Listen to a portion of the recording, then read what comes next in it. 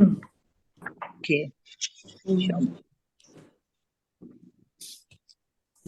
أعوذ بالله من الشيطان الرجيم بسم الله الرحمن الرحيم الحمد لله رب العالمين والصلاة والسلام على أشرف الأنبياء والمرسلين وعلى آله وصحبه أجمعين اللهم يا الله اللهم يا الله اللهم افتح علينا حكمتك وانشر علينا من خزائن رحمتك يا أرحم الراحمين اللهم زدنا علما وارزقنا فهما اللهم نور قلوبنا بنور هدايتك كما نورت الأرض بنور شمسك أبدا أبدا برحمتك يا أرحم الراحمين. Kawan yang dikasihi sekalian, menghadap buku ini walaupun dapat dilihat bahawa menarik dan bahasanya pun maknanya bahasa yang senanglah kita fahamkan. Tapi saya rasa betul takut juga lah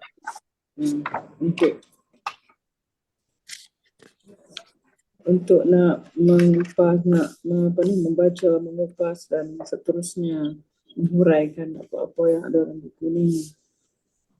Saya sedar diri saya kerdil sangat. Dan tak tahulah nak cakap kan. Gagah juga lah. Sebab ingat, biarlah kita sama-sama tahu sekat apa yang kita boleh faham daripada buku ini, yang mana kita harap moga-moga kita akan dapat dapat faedah, dapat mencontohi ummul mu'minin wal mu'minat yang kita boleh faham daripada buku ini. Begitulah juga putri-putri kepada Rasulullah sallallahu alaihi wasallam.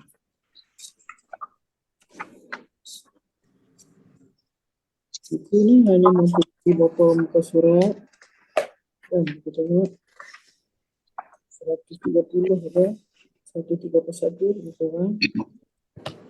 Kalau kita nak pergi dengan cepat memang boleh lah. Tapi saya nak kalau boleh segala ayat-ayat Al-Quran yang dituliskan di dalam buku ini, kalau boleh saya nak kita faham betul-betul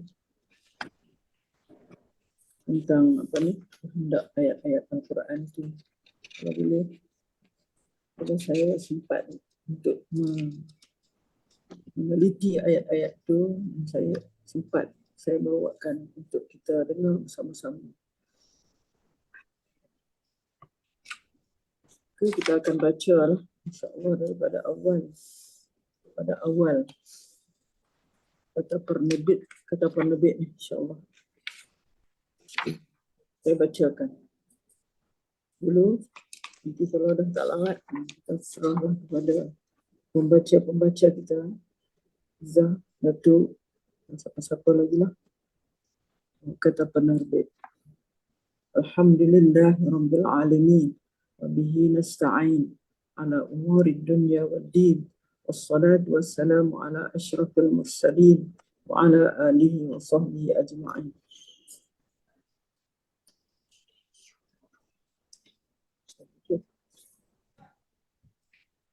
Puji dan syukur. Syukur apa? Huruf P dia bukan main lagi. Bereben-reben. Puji dan syukur kehadirat Allah Subhanahu wa ta'ala kerana buku yang berjudul Isteri dan Puteri Rasulullah ini dapat diterbitkan kembali sejak kali pertama diterbitkan pada tahun 2010. Menyadari bahan bacaan seperti ini bersifat evergreen, maka pihak kami mengambil inisiatif untuk menerbitkan buku ini kembali. Namun, kami menyuntikkan sedikit perubahan dari segi reka bentuk kulit dan reka letak teks. Selain itu, suntingan semula turut dilakukan terhadap teks yang memurnikan lagi lenggok bahasa. Perlu disebutkan bahawa buku ini merupakan terjemahan bahasa Melayu daripada sebahagian kandungan buku berbahasa Arab berjudul Nisa Haular Rasul والرد على مفتريات المستشرقين. Sudah yang bermaksud wanita di sekeliling Rasul. Nisa'un hawla Rasul warrad ala muftarayatil mustashriqin, dan respons terhadap pelbagai tuduhan golongan orientalis. Para pembaca yang beriman, perjalanan panjang sejarah Islam tidak terlepas daripada penglibatan kaum wanita. Tidak sedikit sumbangan yang dihulurkan mereka, sehingga Islam mampu menerangi seluruh belahan dunia. Sumbangan besar para isteri dan putri Rasulullah Sallallahu Alaihi Wasallam. Kita sama-sama bersalawat ketika disebut Rasulullah Sallallahu Alaihi Wasallam, supaya kita mendapat pahala daripada kita menyambut Sallallahu Alaihi Wasallam. Semua dah tahu kan, di pentas sejarah tidak dapat dinafikan kehadirannya. Dengan berbekalkan iman yang tertanam kukuh, mereka berjuang mempertaruhkan jiwa raga demi tertegaknya agama Allah Azza wa Jalla.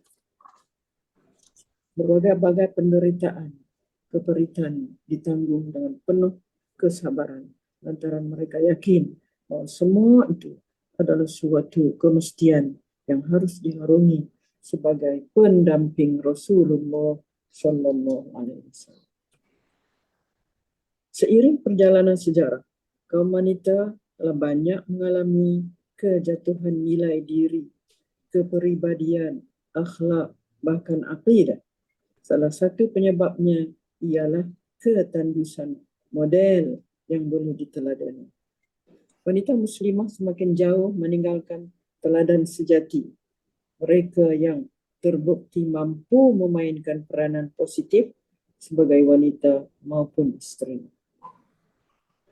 Harapan kami semoga wanita muslimah waktu ini segera sedar, kemudian bangkit dan kembali menelusuri contoh teladan yang ditinggalkan tokoh-tokoh ini. Semoga buku ini bermanfaat untuk kita mengecap kehidupan yang terbaik di dunia. Petah lagi di akhirat. Pada telaga biru. Pada kata penulis. Bismillahirrahmanirrahim. Innalhamdulillah. Nahmaduhu wa nasta'inuhu wa nastaghfiruh. Wa na'udzu billahi min syururi anfusina wa min sayyiati a'malina. Man yahdihillahu fala mudilla lahu wa man yudlil fala hadiya lahu. Asyhadu an la ilaha illallah wahdahu la syarika lahu wa asyhadu anna Muhammadan abduhu wa rasuluh. Allah berfirman, Ya ayyuhalladzina amanu taqullaha haqqa tuqatih wa la tamutunna illa wa antum muslimun.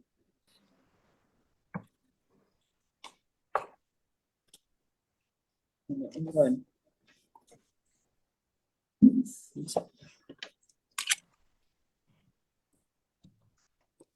Surah Ali Imran. Ya ayyuhalladzina amanu taqullaha haqqa tuqatih wa la tamutunna illa wa antum muslimun. Kita tengok sikit huraian dia. Kita selalu pun dengar ayat ni, ayat daripada surah Ali Imran.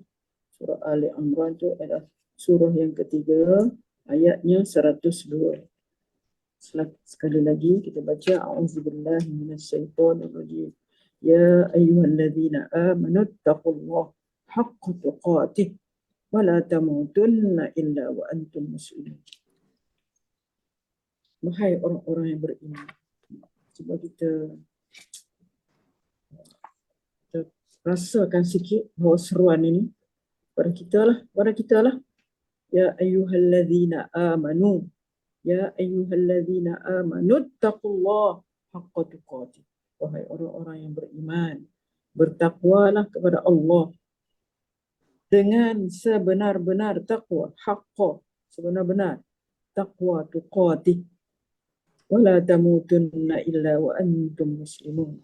Janganlah sekali-kali kalian mati melainkan dalam keadaan beragama Islam. Wala tamutunna. Tamut, tak mata yamutu. Kalau fi'il madhi dia mata yamutu fi'il mudhari'. Mai ikut mana pula? Jadi tamutun. Tamutun. Kita nak kena pergi cepat dah. Bahasa Arab pun kita kena, tak boleh tinggal dah ni. Masa dah dekat dah ni dengan kita. Kita tak tahu bila kita akan pergi, kita pun tak tahu. Kita grab saja apa yang boleh. Dan kita jangan rasa nak malas-malas. Kita naklah. Mana betul-betul, mana kita nak tahu ni. Kalau orang baca ayat ini, apa maksudnya? Apa maksudnya? Allah kata, wahai orang-orang beriman, kita anggaplah dia kita ni. Allah hadapkan cakap ini kepada kita. Sebab itu, saya nak kata, kalau kita nak apa ni? Kalau kita nak Allah cakap dengan kita, bacalah Quran. Masakan. Allah dah seru kepada kita. Supaya kita takwa kepada Allah. Kita dah tahu takwa, apa benda takwa. Itu kita lakukan apa yang Allah perintah, tinggalkan apa yang Allah tegar. Takutlah kepada Allah atas asas itu. Takut yang macam mana? Haqqa tuqatih, sebenar-benar takwa. Bukan main-main, bukan secara istihza, main-main saja. Secara sambil lewa. Tidak. Benar-benar takwa. Sebenar-benar takwa. Haqqa tuqatih. Kita tengok semua ayat tu ada dalam kepala kita. Ya ayyuhallazina amanu, takkan kita selama ini kita tak tahu pada ya ayyuhallazina amanu, ya ayyuhan nas, ya ayyuhan nabi. Kalau kita sebut ya ayyuhan nabi, nabilah. Ya ayyuhallazina amanu ittaqu. Tiap-tiap jemaat kita dengar. Tiap-tiap kita belajar. Tiap-tiap kita pergi kuliah subuh ke kuliah apa ke, kita akan dengar perkataan ini. Taqullah. Allah tu Allah lah. Hak sebenar-benar. Hak. Kita kata hak sebenar-benar. Tuqati. Daripada perkataan ittaqu tadi, root dia. Taqwa. Tuqati. Wala tamutunna. Dan janganlah tamutunna. Ma tayamutu maut. Kita belajar bahasa Arab kan. Mata yamutu, mati. Mai mana pula datang nun ni? Itulah dimaknakan di dalam diterjemahkan, jangan sekali-kali kalian mati. Tu kuat tu. Mana jangan sekali-kali kalian mati. Nun tu dipanggil apa? Nun taukid saqilah. Nun taukid yang berat, saqilah. Saqilah tu makna betul-betul lah, sungguh-sungguh lah. Makna tegahan, ini tegahan yang sangat-sangat kuat. Itu makna taukid tu kuat. Emphasize, kuat, sangat kuat. Wala tamutunna. Dalam ayat-ayat lain. La tus'alunna. Kamu pasti akan ditanya pada hari akhirat nanti. Yauma izin anin na'im. Tentang nikmat yang kamu yang kamu kecap semasa di dunia. Pasti akan ditanya. Macam sini juga. Pasti. Karena jangan sekali-kali. La tamutunna illa wa antum muslimun. Melainkan dalam keadaan beragama Islam. Wa antum muslimun. Dalam keadaan antum, kamu semua dalam keadaan beragama Islam.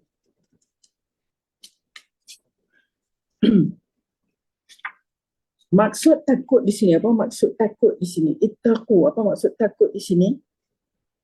Itu macam saya sebut tadi lah, makna melakukan apa yang diperintah oleh Allah, meninggalkan apa yang ditegah, mengerjakan segala suruhan yang wajib dan meninggalkan segala tegahan. Ibnu Abbas mentafsirkan begini. Ditafsirkan apa? Hendaklah Tuhan itu ditaati, jangan diderhakai. Ittaqu. Hendaklah Tuhan itu ditaati, jangan diderhakai, disyukuri, jangan dikufuri, diingati, jangan dilupai. Itu dia ittaqu. Ittaqu itu makna dia. Tak boleh. Ditaati, jangan diderhakai, disyukuri, jangan dikufuri, dan diingati, jangan dilupai. Itu huraian daripada Ibnu Abbas. Kalau kita kata Ibnu Abbas ni, saya selalu bila sampai pada Ibnu Abbas ni, terbayanglah dia diserah oleh ibu dia masa dia kecil lagi kan. Dia kecil lagi. Umur dia 10 tahun dia kata, diserah oleh ibu supaya berkhidmat kepada Rasulullah. Dia lah, kalau kita kata masuk dalam ahli sahabat dan ahli tafsir, sebab dia sentiasa bersama-sama dengan Rasulullah di dalam rumah Rasulullah. Dia adalah sepupu Rasulullah. Itu satu tafsiran. Satu tafsiran lagi, Mujahid. Ini pun selalu kita dengar tafsiran daripada ahli tafsir Mujahid. Mentafsirkan, hendaklah kamu berjuang pada jalan Allah dengan sebenar-benar berjuang. Betul. Dia kata, Ittaqullah haqqa tuqatih, berjuang. Benar-benar berjuang. Jangan melakukan sesuatu,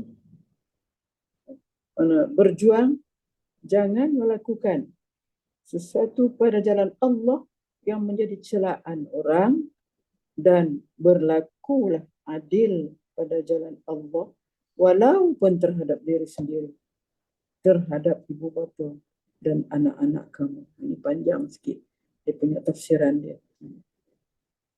Lagi baiklah maknanya kalau kita masukkan semua ni, taqullah haqqa tuqatih itu sebenar-benar takut, yakni hendaklah kita berjuang pada jalan Allah dengan sebenar-benar berjuang. Jangan melakukan sesuatu pada jalan Allah yang menjadi celaan orang, dan berlakulah adil pada jalan Allah walaupun terhadap diri sendiri, terhadap ibu bapa dan anak-anak kamu.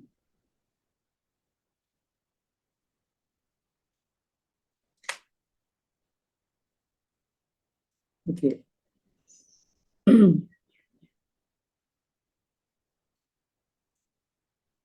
Dikatakan, ahli tafsir mengatakan, manakala ayat ini diturunkan, orang-orang Islam berasa teramat berat untuk melaksanakannya.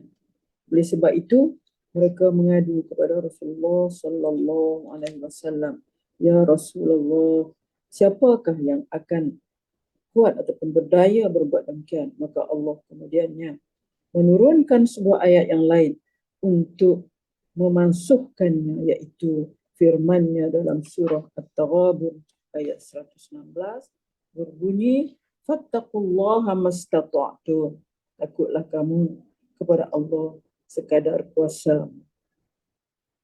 Demikian mengikut Ibnu Abbas, mengikut Sa'ad bin Jubair, Qatadah, Ibnu Zaid dan As-Suddi, semua ahli tafsir.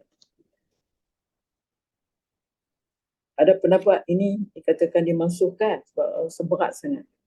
Berat sangat. Sebab ada pula tu nun taukid tu, tamutunna illa wa antum muslimun. Ada pula pendapat yang mengatakan tidak dimansuhkan, berarti ayat ini muhkamah. Itu pendapat daripada Ibnu Abbas juga, dan pendapat Tawus.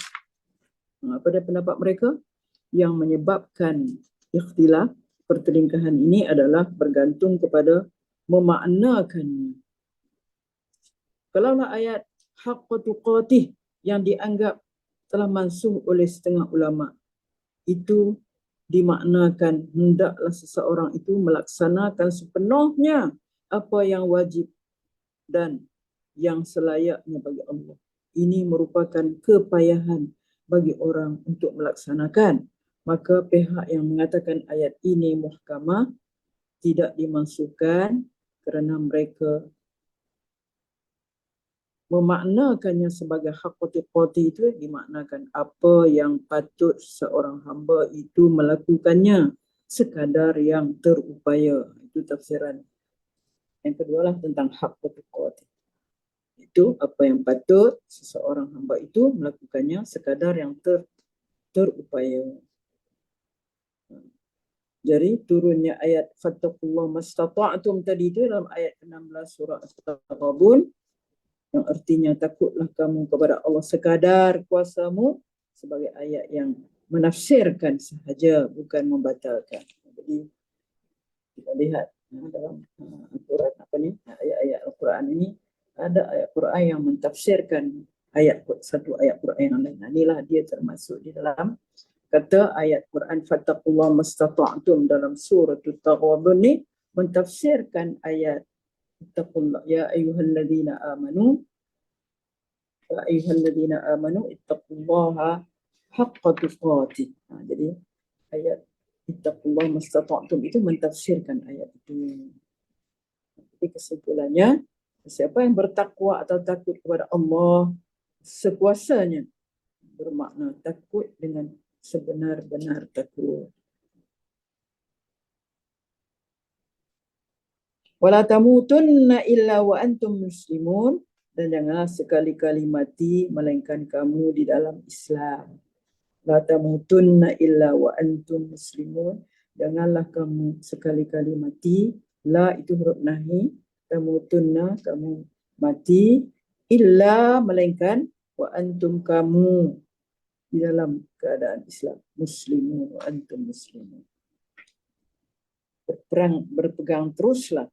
Jadi jelasnya, hendaklah kita berpegang terus dengan agama Islam selama mana kamu hidup hingga kemati, dengan mentauhidkan Allah, menunaikan segala suruhannya dan meninggalkan segala larangannya.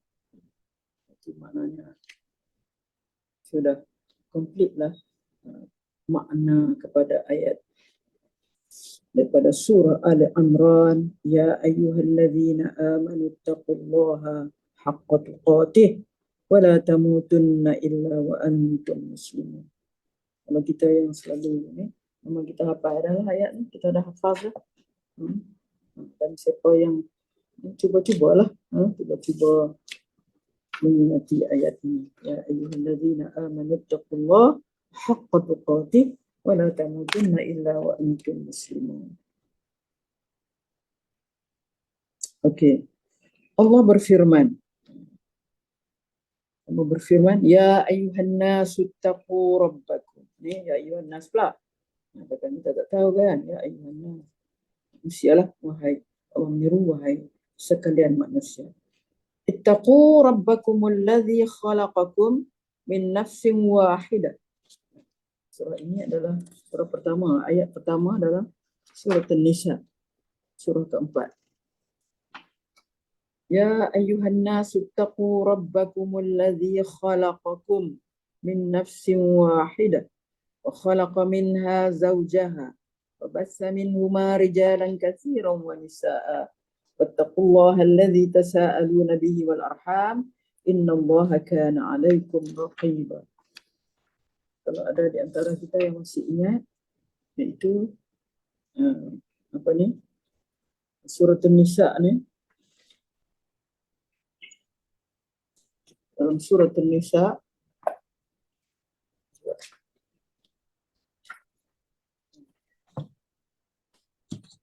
ayat apa? Ayat 71. Ayat 71. Ayat 1. Ayat 1.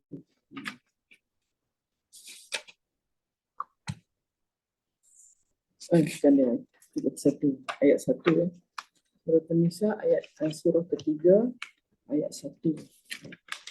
Ya ayuhana, kalau kita masih ingat dulu masa kita dekat kelas tafsir, kita dah sampai surah An-Nisa ni. Kita sudah sampai kepada ayat ini. Sudah diterangkan dulu tentang erti ayat ini, pengertian ayat ini. Macam mana tu kita tegulang sekali lalu ayat ini. Ya ayuhan nas, wahai sekalian manusia.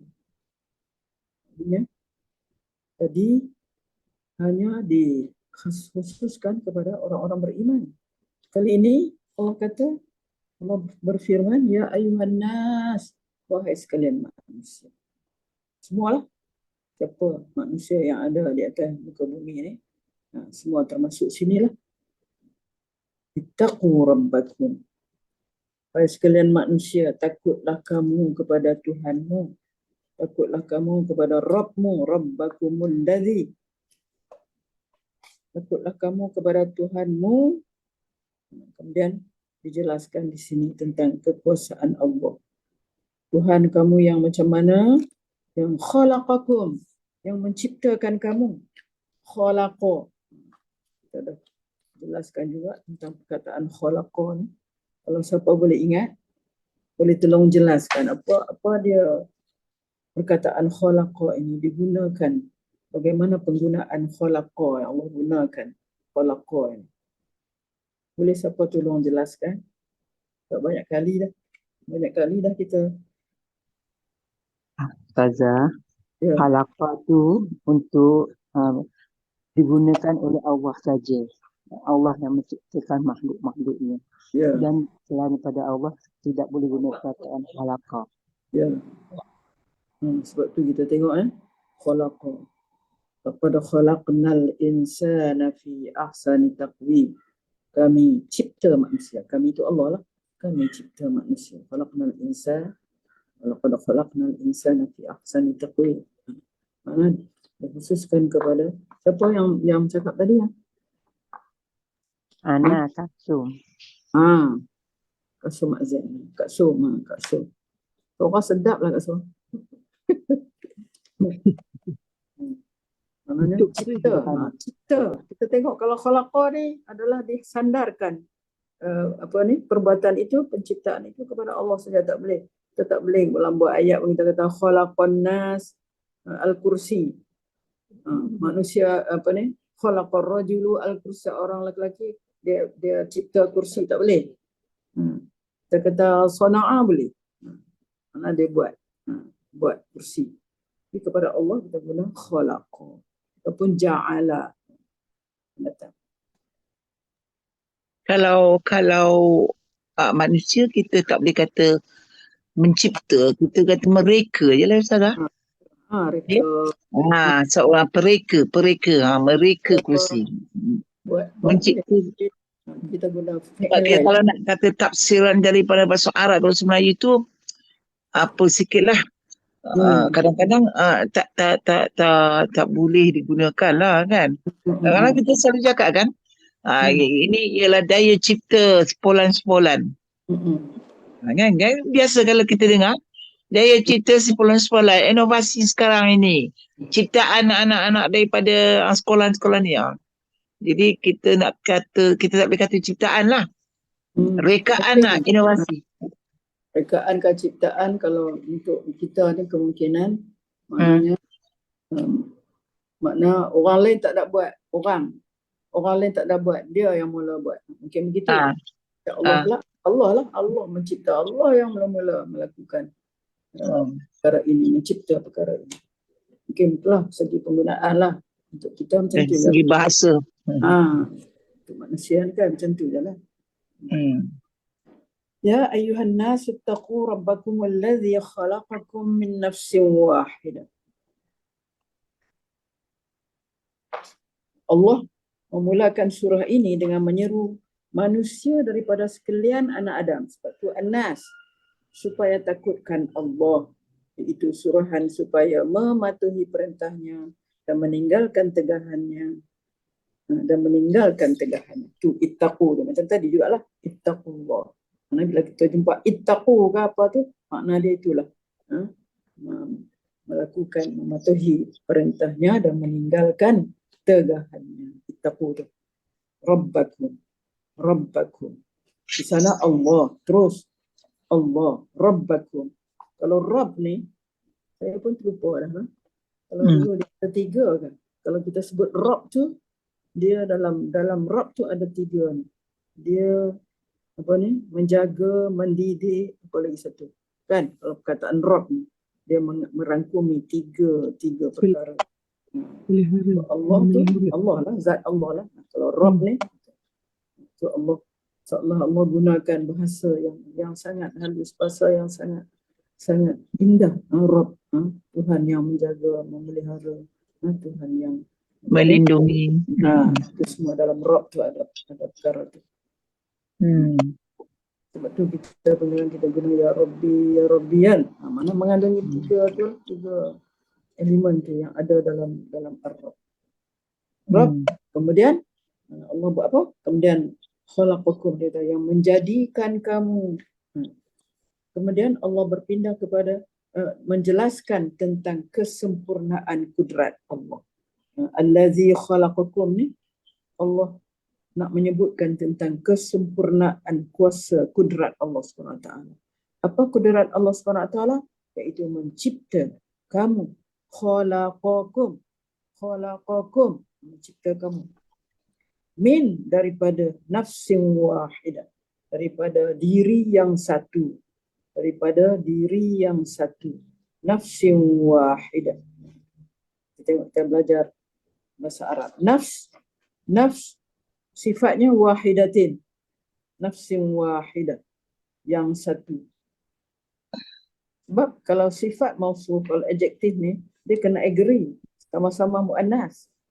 Nafsin wahidah. Nafsin mana? Muannas ke? Wahidatin tu muannas.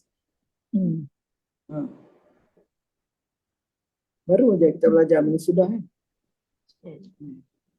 Sebab nafs, perkataan nafs itu adalah dia termasuk dalam kategori isim-isim yang muannas. Dia panggil muannas majazi, isim yang muannas. Ya ayyatuhan nafsul mutmainnah. Apa tak kata mutmainnun? Ya al-nafsul mutmainnun.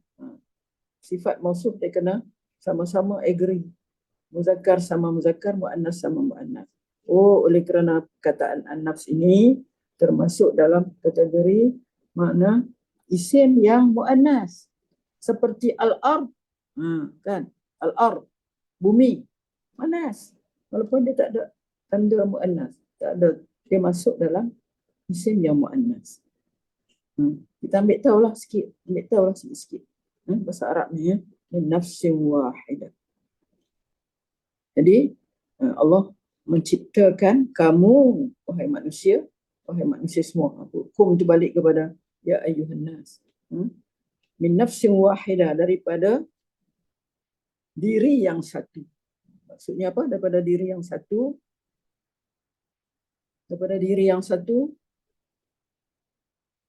Siapa diri yang satu? Lupa dah lama kan kita belajar macam. Itulah daripada siapa? Daripada Adam. Diri yang satu tu daripada Adam. Nafsin wahidah. Jadi nafsin wahidah di sini dimaksudkan ialah Adam. Cuba kita niatkan. Okey, insya-Allah nanti apabila kita baca dalam tadarus yang akan datang, cuba dalam ayat ni, bila kita cuba tanya sesama kita. Kita ingat tak lagi? Tak 3-4 bulan lagi kan nak puasa. Nafsin wahidah itu maksud tu adalah Adam. Iaitu daripada Nabi Adam, nafsin wahidah. Kemudian wa khalaqa minha, dan diciptakan Dan diciptakan, khalaqa, Allah ciptakan. Minha, daripadanya, nya balik ke mana? Ha ni Adam. muannas kan?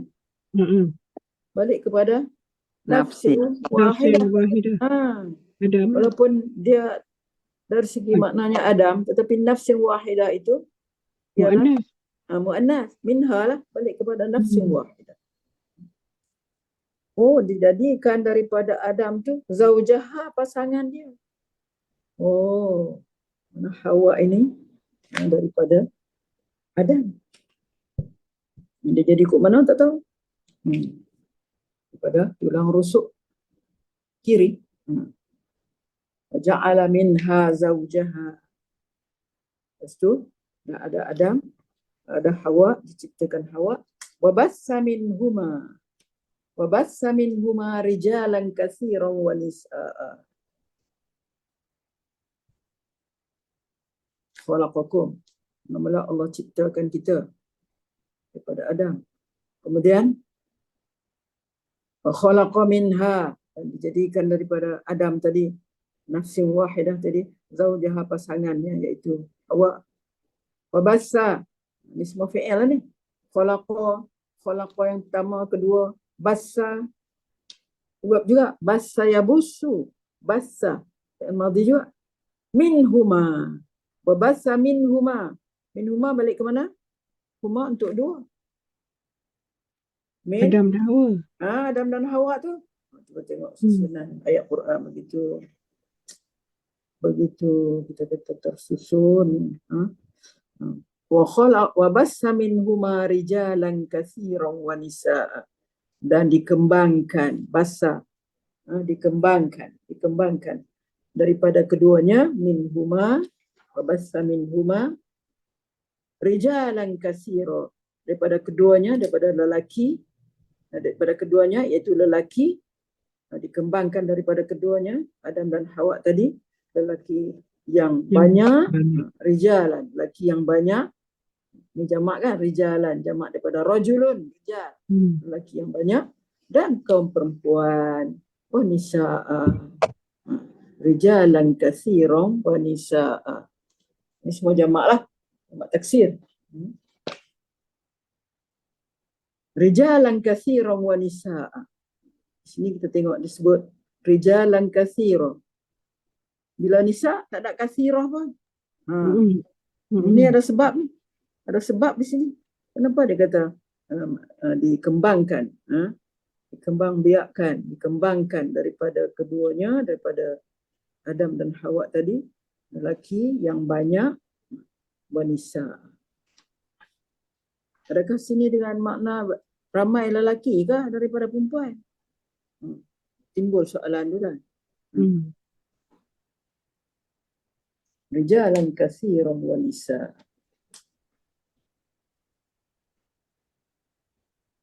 Tapi apa pendapat ahli tafsir di sini?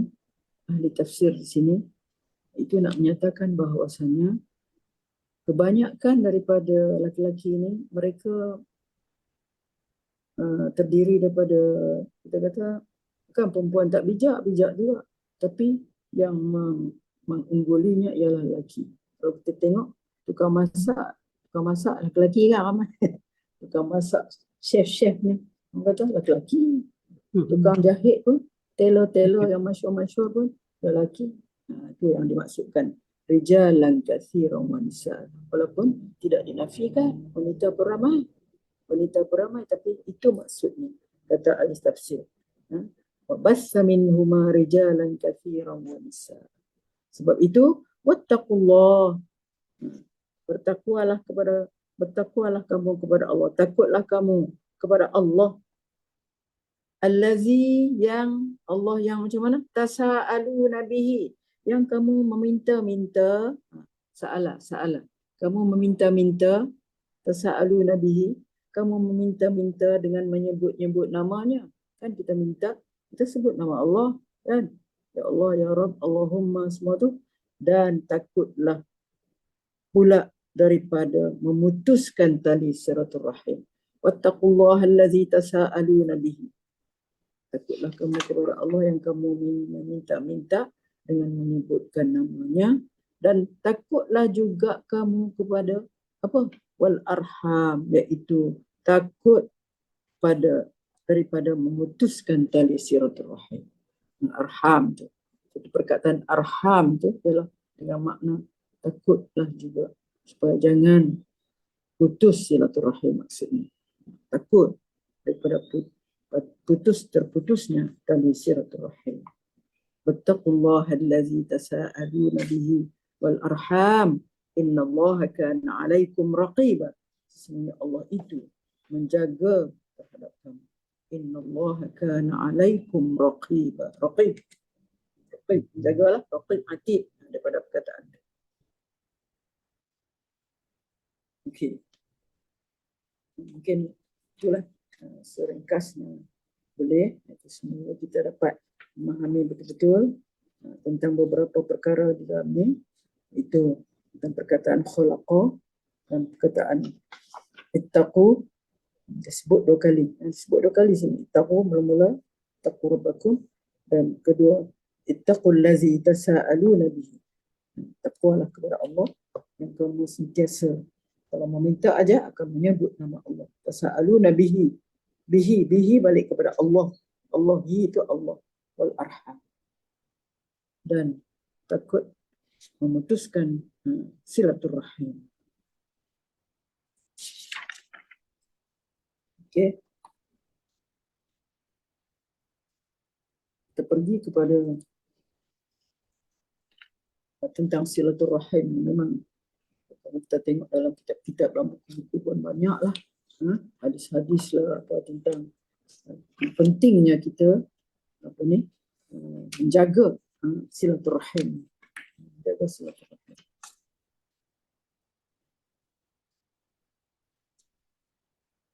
Allah berfirman lagi dalam surah An-Nisa. Surah An-Nisa. Ya ayyuhalladzina amanu lagi ittaqullaha. Surah apa? Surah Ahzab. Surah Ahzab. Surah Ahzab, surah yang ke-39. Surah yang ke-39.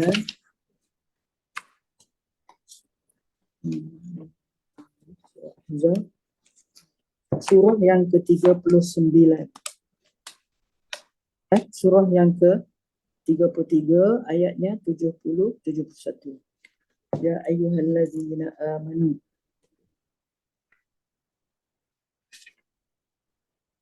Ya ayyuhallazina amanu taqullaha qawlan sadida.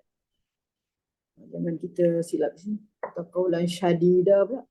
Kemungkinan kan kita leka kita baca syadida. Lain tu, kita bawa makna lain. Salah kita.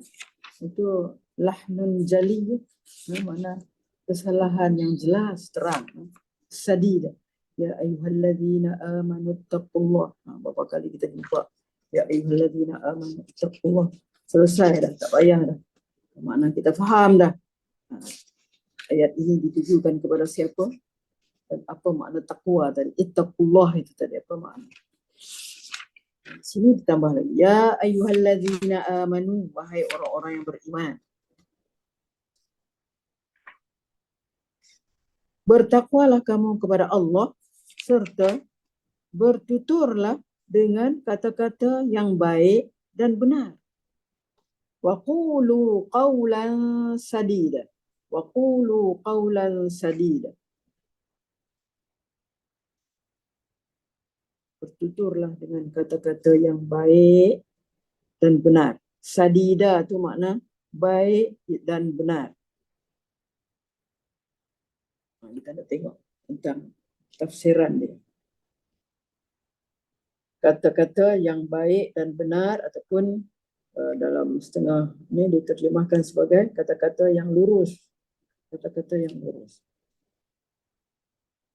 Nescaya yuslih lakum a'malakum. Yuslih lakum a'malakum. Kalau kamu bertakwa kepada Allah dan menuturkan dengan kata-kata yang baik dan benar, dengan kata-kata yang lurus, nescaya Allah akan membimbing kamu untuk melakukan amal-amal soleh. Allah membimbing kamu untuk melakukan amal-amal soleh dan mengampunkan dosa-dosa kamu. Yuslih lakum a'malakum wa yaghfir lakum zunubakum. Kataan gini pun memang selalu banyak kita jumpa dalam Al-Quran. Yuslih. Yuslih daripada perkataan soleh. Soleh bermakna soleh. Memperelokkan kan? Memperbaiki. Yuslih lakum a'malakum. Mana Allah akan membimbing kamu untuk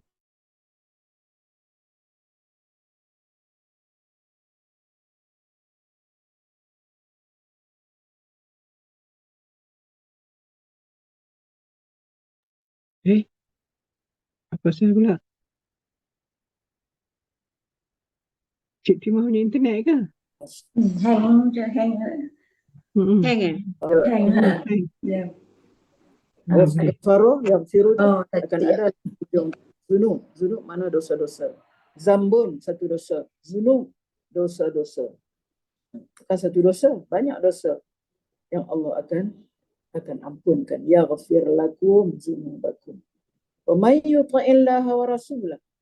Sesiapa yang taat. Mana bahasa yang memang kita ada guna. Yuti' ata'a yuti'an. Wa may yuti'illah. Siapa yang taat kepada Allah wa rasulahu dan rasulnya, faqad faza fawzan azim. Maka sesungguhnya dia telah mendapat keuntungan, kejayaan yang sangat besar. Faqad faza fawzan azim.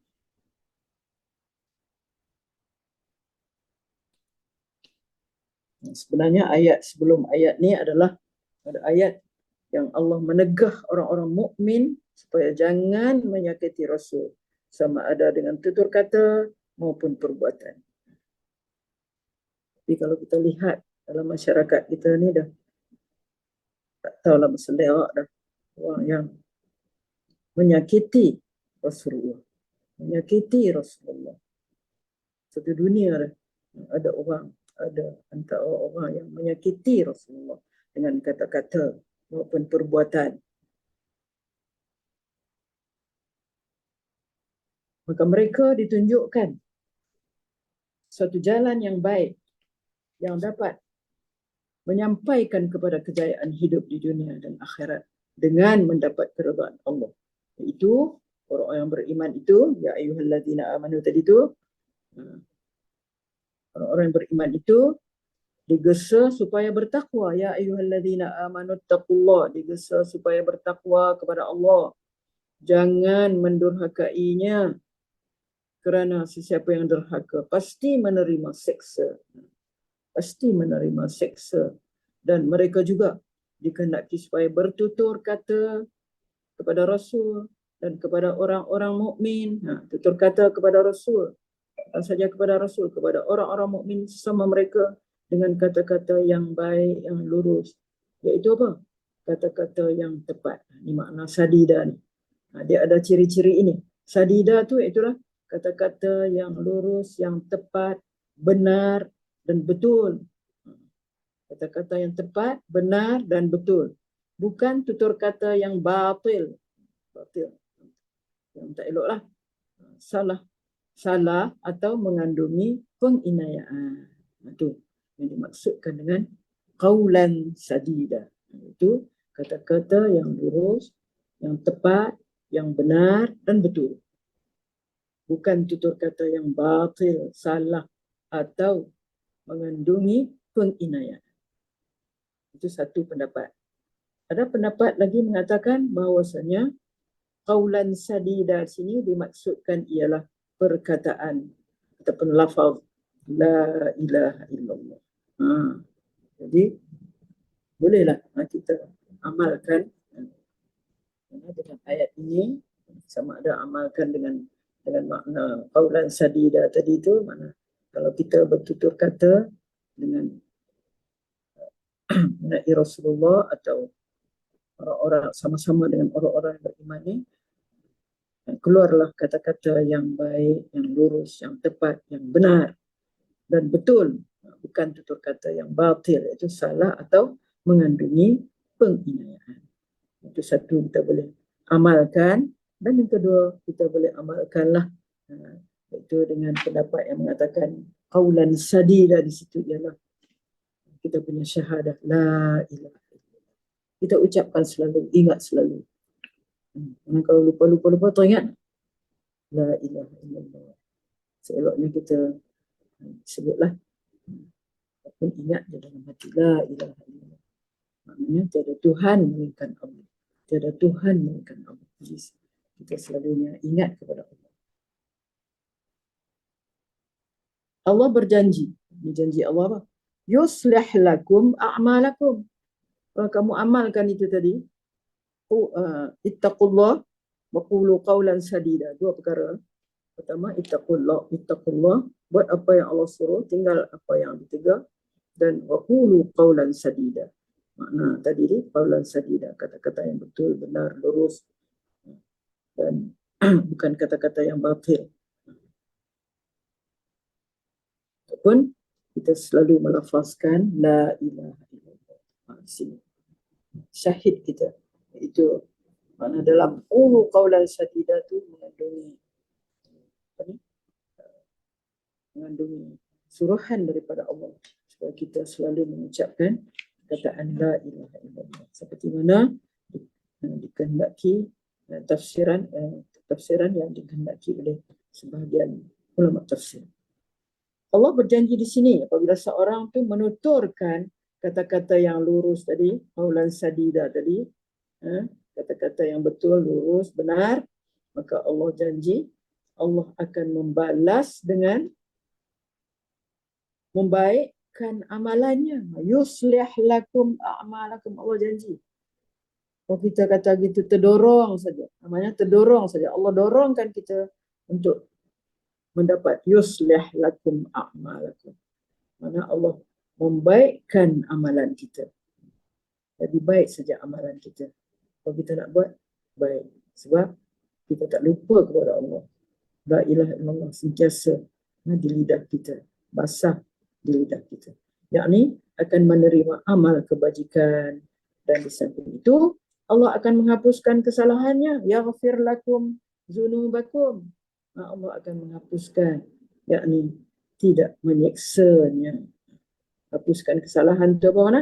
Tidak menyeksa. Tak nakkah kita Allah tak seksa kita kalau kita amalkan dua perkara di atas tadi. Kita ittaqullah wa qulu qawlan sadida. Dua perkara tadi kita amalkan. Kita akan mendapat inilah, menghapuskan kesalahan, yakni tidak menyeksanya. Kemudian siapa yang taatkan Allah dan Rasulnya dengan mematuhi segala perintahnya dan menjauhi tegahannya, nescaya dia akan mendapat kemuliaan yang besar. Untungnya di kemudian hari. Mana? Faqad faza fawzan azima. Kita taat kepada Allah dan Rasul, maka faqad faza fawzan azima. Kita akan dapat kemuliaan yang besar. Untungnya di kemudian hari. Jadi kesimpulan daripada ayat ini bahawa Allah menyuruh orang-orang mukmin dengan dua perkara, iaitu apa? Berkata benar, beramal soleh, takut kepada Allah, berkata benar. Yang mana kita akan didorongkan oleh Allah untuk beramal soleh. Yuslih lakum a'malakum. Dan Allah akan mengampunkan kesalahan kita. Itu kita tidak diseksa. Nakkah kita? Mesti kita nak. Kita amalkan. Dan itulah dengan makna mereka, bererti mereka ini yang melakukan itu telah bertakwa kepada Allah dan takutkan azabnya. Kemudian Allah menjanjikan dua perkara. Itu menjadikan amal mereka itu baik lantaran ada padanya sifat takwa. Kerana amal yang baik itulah sahaja yang dapat mengangkat seseorang ke darjat yang tinggi dengan memperoleh syurga Jannatun Na'im. Itu pertama. Kedua, mengampunkan dosa mereka dengan menutupi kesalahan dan segala keaibannya serta menyelamatkan dari siksa yang besar. يصلح لكم أعمالكم ويغفر لكم ذنوبكم ومن يطع الله ورسوله فقد فاز فوزا عظيما.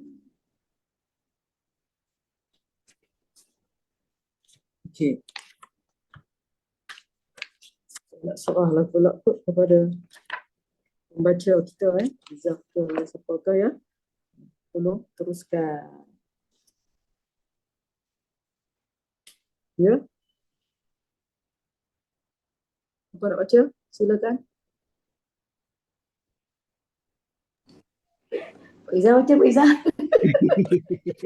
Tunggu ada dua orang ni tunggu je.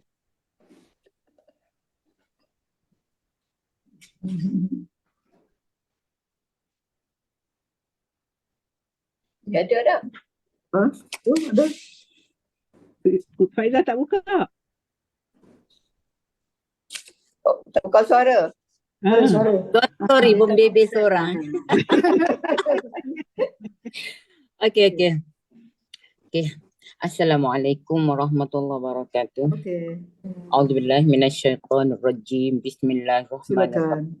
Dudukkan dulu. Allahumma shalli ala Buka Muhammad suara. Kita berhenti. Muhammad. Okay. Okey. Sambung ya Ustazah ya? Ya, sambung. Faizah. Okey. Amma ba'du. Sesungguhnya ucapan yang paling benar ialah kitabullah. Manakala sebaik-baik jalan hidup ialah jalan hidup Muhammad sallallahu alaihi wasallam. Seburuk-buruk perkara dalam agama adalah yang diada-adakan. Setiap perkara agama yang diada-adakan itu adalah bid'ah. Bahawasanya setiap bid'ah adalah sesat dan setiap kesesatan itu tempatnya adalah di neraka.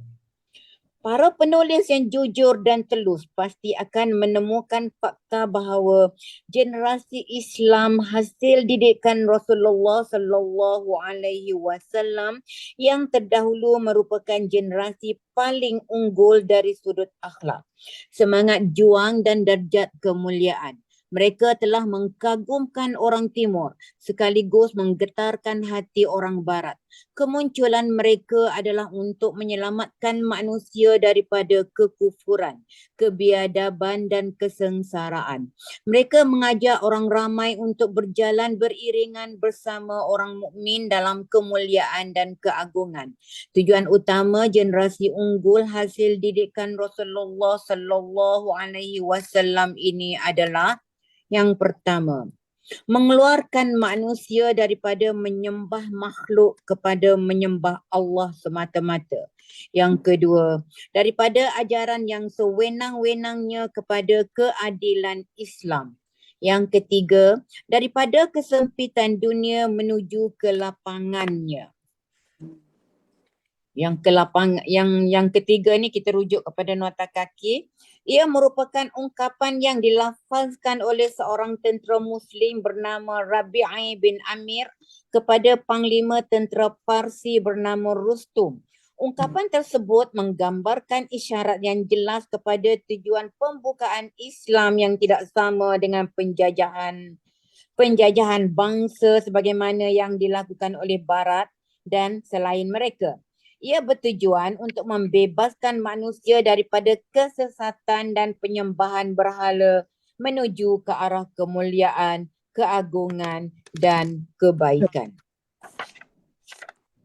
Sehubungan dengan ini, kita melihat Islam tak. Habis. Oh, tak baca. Kesemua tujuan tersebut mampu direalisasikan dalam waktu yang singkat dengan hasil yang sangat mengagumkan. Fenomena yang dicetuskan oleh generasi hasil didikan Rasulullah sallallahu alaihi wasallam membuatkan para pemikir barat sentiasa berasa hairan dan kagum sehinggakan mereka menyebutkan mukjizat Islam. Hal ini demikian kerana menurut mereka pertimbangan rasional manusia tidak mampu menjelaskan bagaimana mungkin kerosakan masyarakat dengan budaya jahiliah tidak beragama dan berada dalam kegelapan yang sangat dahsyat itu mampu dibetulkan dalam masa yang begitu singkat sehingga mereka tampil sebagai khairul ummah iaitu sebaik-baik umat yang muncul dalam kalangan manusia. Alangkah baiknya kita sebagai Muslim pada masa ini, pada waktu kita saling berlumba mencanai minda dan hasil dan hati supaya menuju haluan yang diredai Dia yang Maha Pencipta, membicarakan soal para pejuang agama yang telah membangunkan pusaka yang agung, kemasyhuran yang bersinar dan sejarah yang murni ini. Malah dengan harapan agar kita menjadikannya sebagai teladan dalam meningkatkan motivasi dan kebangkitan diri. Walaupun tokoh-tokoh yang tampil memainkan peranan dalam pentas sejarah gemilang ini didominasi oleh kaum lelaki, ia tidaklah bererti peranan wanita diperkecil. Seperti mana yang diketahui umum, pada awal kemunculan Islam, bukan sedikit tokoh wanita yang memegang teguh agama serta rela mengorbankan harta dan jiwa demi mempertahankan iman. Kaum muslimah pada masa itu turut memainkan peranannya dalam segala aspek kehidupan. Mereka rela mengorbankan apa sahaja yang dimiliki mereka demi Islam. Mereka rela menanggung penderitaan berupa penganiayaan, siksaan, bahkan kematian demi mempertahankan akidah. Begitulah keteguhan jiwa mereka dalam menegakkan syariat Islam. Manakala dari segi kuantiti, seperti kita ketahui bahawa jumlah wanita kira-kira separuh daripada jumlah kaum lelaki. Artinya, jika kita pandang dari segi perjuangan wanita pada awal kemunculan Islam, kita akan menyedari sebenarnya mereka memiliki peranan yang sangat penting dan memberikan sumbangan yang cukup besar dalam proses pembangunan masyarakat Islam. Demikianlah, wanita diibaratkan sebagai senjata bermata dua.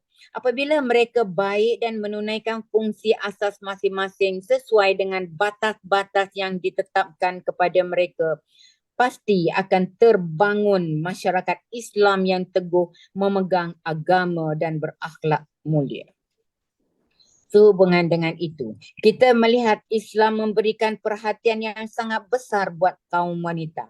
Islam menjaga wanita dengan mendidik dan memberikan perlindungan kepada mereka serta memberikan hak-hak mereka sesuai dengan fitrah dan keupayaan mereka. Perhatian besar ini merupakan sesuatu yang tidak pernah diberikan oleh mana-mana umat pun melainkan Islam. Dengan adanya perhatian yang besar inilah, akhirnya Islam meresap ke dalam jiwa wanita muslimah yang mana mereka berada di belakang tokoh-tokoh agung yang menyebarkan hikmah dan keadilan di muka bumi, yang mampu meletakkan panji-panji Islam dari Asia, Afrika hingga benua Eropah dalam mewariskan agama, hukum, bahasa, ilmu pengetahuan dan kesusastraan yang menyejukkan hati dan menenangkan jiwa. Tepatlah ungkapan yang mengatakan, di belakang seorang lelaki yang hebat, pasti terdapat seorang wanita yang juga hebat. Sungguh benarlah kata-kata seorang penyair. Ustazah, silakan. Al-ummu madrasatun idza a'dadta sya'ban tayyibal a'raq. Al-ummu rawdun in ta'ahadahu al-haya birray awraqa ayyama hira. Al-ummu ustazul asatizatil ula syaghalat ma'athiruhum madal afaq. Artinya, seorang ibu laksana sebuah institusi pendidikan apabila dipersiapkan dengan baik. Beliau dapat membentuk pribadi yang baik, kuat dan teguh. Ibu laksana taman jika dijaga kelestariannya. Tiada selembar daun pun yang dimakan hama. Ibu ialah guru daripada segala guru yang utama. Beliau mampu mewariskan kemuliaan daripada generasi kepada generasi. Akan tetapi, apabila wanita menyimpang daripada fungsi dasar yang telah digariskan Islam kepadanya, berjalan di lorong kesesatan dan jauh dari jalan-jalan kebaikan, pada waktu itulah wanita menjadi senjata yang dapat merosakkan dan menghancurkan seluruh masyarakat. Oleh sebab itulah Rasulullah sallallahu alaihi wasallam sebagai pemimpin dan pembimbing umat yang utama telah mengingatkan umatnya tentang bahaya wanita yang menyimpang daripada peranannya, sebagaimana baginda juga telah memperingatkan bahawa sikap Bahaya. rakus terhadap dunia. Baginda juga telah memperingatkan bahaya sikap rakus terhadap dunia. Daripada Abu Sa'id Al-Khudri radhiyallahu anhu, Rasulullah sallallahu alaihi wasallam bersabda, Inna dunya hulwatun khadiratun wa inna Allah mustakhlifukum fiha wa yanzura kaifa ta'malun fattaqud dunya wattaqun nisa fa inna awwala fitnati bani Israel kanat fin nisa. artinya, sesungguhnya dunia itu manis dan indah menghijau. Bahawasanya Allah telah menjadikan kamu sebagai khalifah di dalamnya dan kelak Allah akan melihat apa yang kamu lakukan, sama ada kamu mentaatinya atau mendurhakainya. Oleh sebab itu, berhati-hatilah terhadap fitnah dunia dan fitnah wanita. Sesungguhnya, bencana pertama yang menimpa Bani Israel adalah berpunca daripada wanita. Riwayat Muslim. Daripada Usamah bin Zaid radhiyallahu anhu, beliau berkata, Nabi sallallahu alaihi wasallam bersabda, Ma taraktu ba'di fitnatan adarra 'ala ar-rijali minan nisa. artinya, tidak ada fitnah sepeninggalanku yang lebih berbahaya bagi lelaki berbanding fitnah wanita. Riwayat Muslim. Abu Nu'aim meriwayatkan dalam Al-Hilyah Al-Awliya dengan sanadnya daripada Hasan bin Atiyah. Beliau berkata, fitnah sama sekali tidak akan sampai kepada sesuatu kaum kecuali melalui wanita-wanita mereka. Pihak yang ingin menjatuhkan Islam amat menyedari peranan penting Berat. wanita. Ya? Tak berat nampak tudaan. Berat. Berat situasi melalui wanita. Kita punca dia. Punca dia kita. Ustazah, yang dalam yang riwayat Muslim tadi dikata sesungguhnya bencana pertama yang menimpa Bani Israel adalah punca daripada wanita. Ini saya tak berapa ingat lah. Ini cerita macam mana Ustazah? Ingat ke? Yang ni dikata bencana pertama yang menimpa Bani Israel berpunca daripada wanita. Saya pun tak ingat. Tadi saya tanya Kak pun dia tak buat ingat. Tak tahu tak dapat nak kaitkan. Israel ni masa zaman Nabi Musa lah. Ya, zaman Nabi Musa. Bukan zaman Nabi Yusuf tu? Zulaikha. Nabi Yaakob tu Israel, Nabi Yusuf pun Yusuf pun Israel jugalah. Bani Daripada Israel. itulah, Sultan tu kan. Mungkin juga Zulaikha ni. Sultan Zulaikha. Zulaikha tu kan. Awal fitnah Bani Israel. Awal. Oh, mungkin juga ya. Ya. Itu sebenarnya Israel lah, dia Nabi Yaakob. Okey. Okay. Okey, yang ni riwayat yang kedua, riwayat Muslim yang kedua ni. Ada siapa-siapa nak mencelah? Fitnah sama sekali tidak akan sampai kepada sesuatu kaum kecuali melalui wanita-wanita mereka.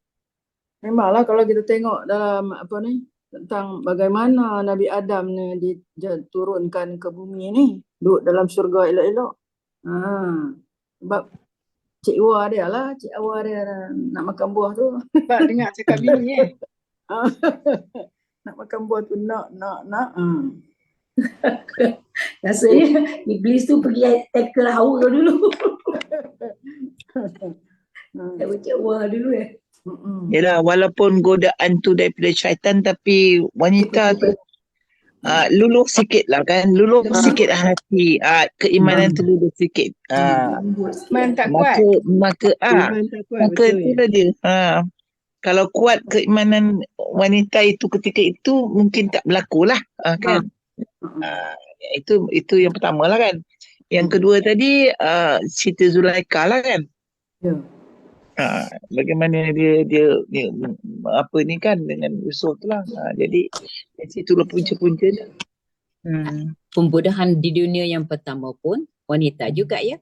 Anak Adam, Habil dan Qabil tu kan sebab Habil perempuan dan juga. Qabil. Kita juga. Allahu Akbar. Pasal berebut wanita. Pasal rebut wanita. Walaupun dia beradik-beradik kan, tapi itulah. Wanita tu punca. dia. Jadi Dua-dua Kena lah jaga baik. wanita. kita nak habiskan ini tak boleh sebab dah masuk waktu pun kan, panjang lagi kan. Tapi kita analisa lah sikit-sikit. Makan masa lah cerita ni. Ini mendalam sikit Ustazah. Saya dah baca-baca juga